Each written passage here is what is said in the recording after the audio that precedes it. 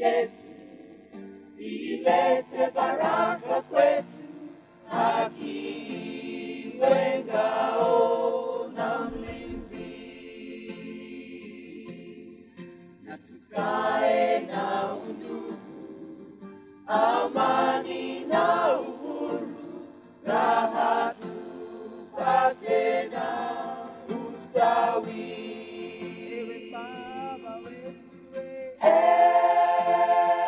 We are the sounds of worship. And so we have this to say about our nation, Kenya, that we so love, and our country that is so precious, and the apple of God's eye.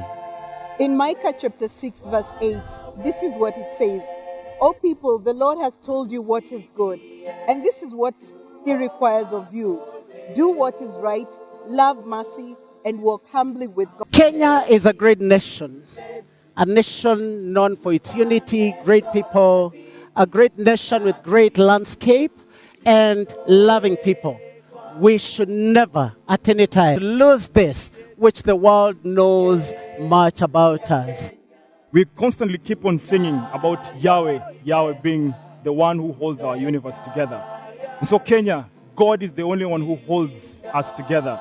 Remember, in every single situation, he has never failed. And in all the situations we are going through, he knows it all together.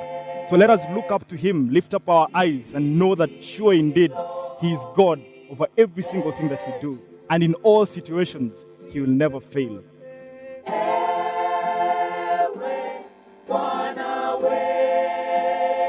The Lord wants us to remember he is our king. He's the ruler of this land.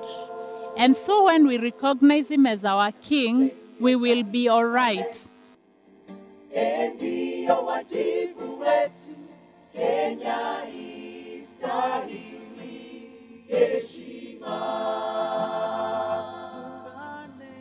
Tungane mikono pamoja kazini, kila siku tuwe na shukrani. I call upon all the Kenyans to be united and be peaceful even after the election. For this is what the Lord calls us to do. And us as his people, we are called to love.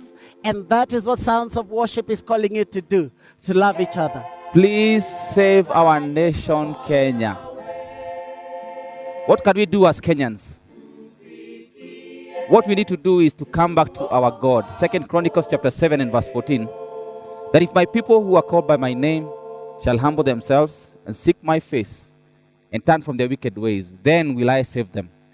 Then will I heal their land. We need healing in Kenya. For these children, they look up to us, the grown-ups, to bring healing to this nation. Right now, they desire to go and play. They desire to go and enjoy their time together. And as I send them out, let's create a good nation for them where they can be able to enjoy and have fun and live as children. And live as children of this nation, our children that we love so much. And for us, our mothers, our fathers, our sisters, and our brothers, from wherever you are, let us pray that Kenya remains as one. Let us pray that the Lord would hold us together to become a nation that fears and serves the Lord. Sounds of Worship is all about preaching the gospel of Jesus Christ and spreading peace for this nation. Kenya belongs to all of us. We are one because we belong to Kenya. And we love you so much. Sounds of Worship stands for peace, love, unity. Ewe Bwana wetu, hili ndilo